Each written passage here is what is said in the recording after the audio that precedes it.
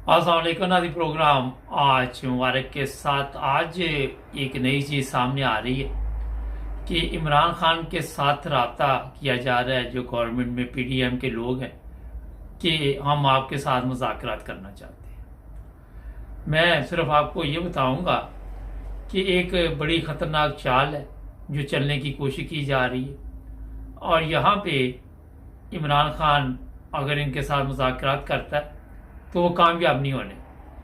बात वही है कि इमरान खान एनआरओ नहीं देना चाहता और ये लोग एनआरओ लेना चाहते हैं। अब ये नया ड्रामा इसलिए शुरू किया गया कि इमरान खान के साथ हम कहेंगे जी मुज़ाकरात करते हैं और टाइम फिर ज़ाया करेंगे।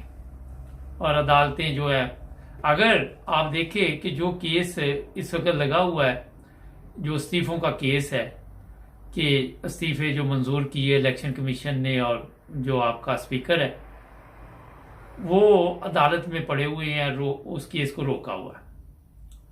मुझे समझ नहीं आती कि अदालत उस केस को क्यों नहीं बहाल करती। इनके इस्तीफे जो है वो इन्होंने वापस लिए हैं। एक तरफ ये कहते हैं कि इलेक्शन के लिए हमारे पास पैसे नहीं है, एक तरफ ये कहते हैं कि जनाब इस्तीफे नहीं, इनके फौरी तौर पर उन्होंने मंजूर किए।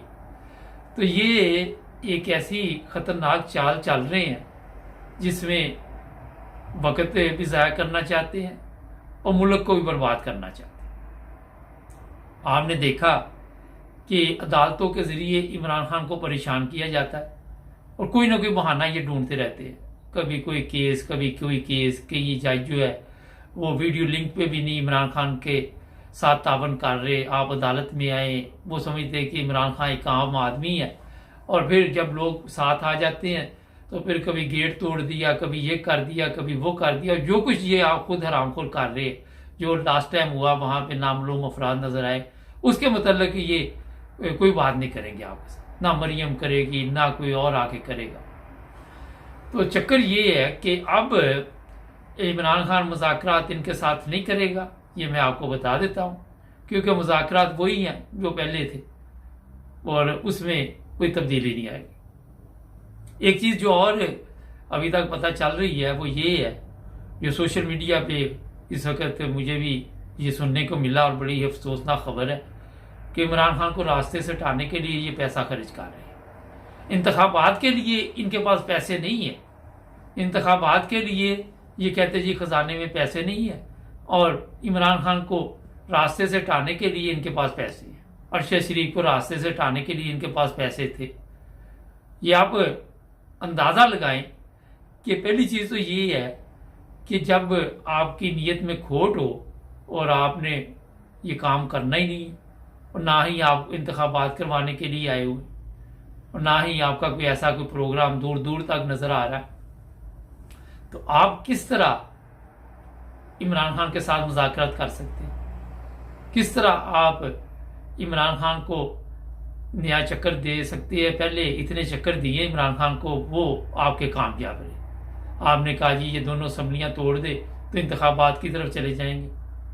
ये चक्कर दे रहे थे, इमरान खान की बातों में आ गए, और उसका आज जो नुकसान हुआ आप सबके सामने है कि कौमी असम्बली में भी इस्तीफे दे दिए जज्बाती तौर पर, और फिर असम्बलियाँ तोड़ के, तो आपको मैंने कई दफ़ा बताया कि बिल्कुल ही सब कुछ हाथ से गवा के बैठ गए। मेरा जो अपना ख्याल है, जो थोड़ा सा मैं आपको बता देता हूँ कि ये लोग अगले 2 साल तक नहीं जाएंगे। हाँ, अगर तो कोई सुप्रीम कोर्ट ऐसा फैसला दे देता है तो फिर तो ये शायद कोई, अगर फिर एक और स्यापा है कि जिस तरह सुप्रीम कोर्ट ने तो कई दफ़ा कहा कि इंतखाबात कराओ, इस्लामाबाद के भी कराओ, फलां कराओ, ये करवाओ, और अदालतों ने भी कहा, मगर जैसे हाई कोर्ट ने यह कहा था इंतखाबात जो इस्लामाबाद के, तो किसी ने करवाई नहीं। 3 माह का अभी भी टाइम दिया हुआ। कभी आपने सुना भी नहीं होगा कि उन्होंने इंतखाबात की बात की है, क्योंकि इंतखाबात में वो जीत नहीं सकते। इंतखाबात में उनके पल्ले कोई चीज़ नहीं है जो वो अवाम को दें कि हम जी इंतखाबात में जीत जाएंगे, और हारेंगे भी बुरी तरह। और ये अब सिलसिला जो चल रहा है वो आप सबके सामने। नवाज शरीफ वापस नहीं आएगा। नवाज शरीफ को ये फिक्र है कि मुझे पकड़ के जेल में दे देंगे, मुझे छोड़ेंगे नहीं है, और मेरे फिर हो सकता है कि एकदम जो जनरल ऊपर बैठे हुए हैं सुना है कि उनमें भी कोई इख्तलाफात पाए जाते हैं। वो भी इस वक्त काफ़ी डिस्टर्ब है ऊपर से, और वो भी नहीं चाहते सारे कि ये जो नवाज शरीफ है वो वापस आए।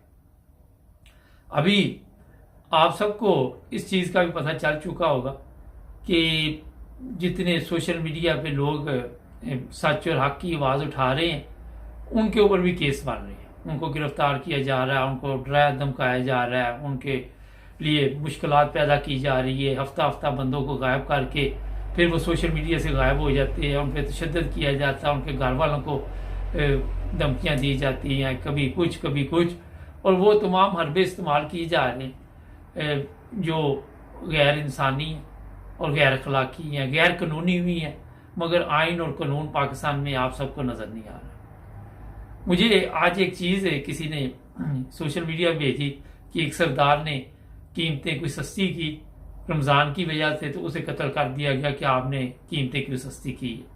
वो कुछ तस्वीरें मेरे पास आई थी, मुझे बहुत ही दुख हुआ। अभी मैं मुकम्मल इंक्वायरी कर रहा हूँ। अगर आप देखें तो जो कीमतें इस वक्त रमज़ान में चल रही हैं, आसमान से बातें कर रही हैं और कोई पूछने वाला नहीं वहाँ। अगर कोई गैर मुस्लिम इसमें थोड़ी सी किसी को रियायत देता है, कोई सस्ता कर देता है, तो उसके लिए भी ये लोग मुसीबत बन जाते हैं। तो ये चीज़ें जिसकी वजह से कौम पर अजाब आया हुआ, यही वो मुसीबत है जो टल नहीं रही, क्योंकि ईमानदारी आपको दूर दूर तक नज़र नहीं आती। अभी मुझे मुकम्मल तौर पर पता चल जाए फिर इस पर मैं प्रोग्राम भी करूँगा। मैं कई दफ़ा आपको कह चुका हूँ कि पाकिस्तान में अक़लियत जो है वो महफूज नहीं है, उसमें सब लोग आ जाते हैं और सबके लिए ये प्रॉब्लम बनाई हुई है। वो तो ये इस्लाम के मुताबिक ज़िंदगी नहीं गुजारते, मगर दूसरे लोगों को भी इंसानियत के मुताबिक ज़िंदगी नहीं गुजारने देते। और ये बिल्कुल सही वाक़या है। अब कहाँ पे है अभी मैं इसका पता कर रहा हूँ, क्योंकि हम उस वक्त तक कोई बात नहीं करते।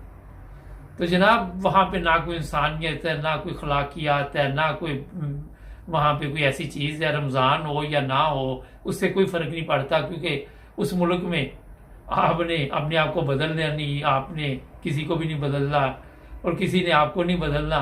कौम इसी तरह चलती रहेगी, इसी तरह ज़िंदगी गुजरती रहेगी। शाम को लाते आजरा में और भी बातचीत करेंगे। जुड़े रहे हमारे साथ, हमारे चैनल को सब्सक्राइब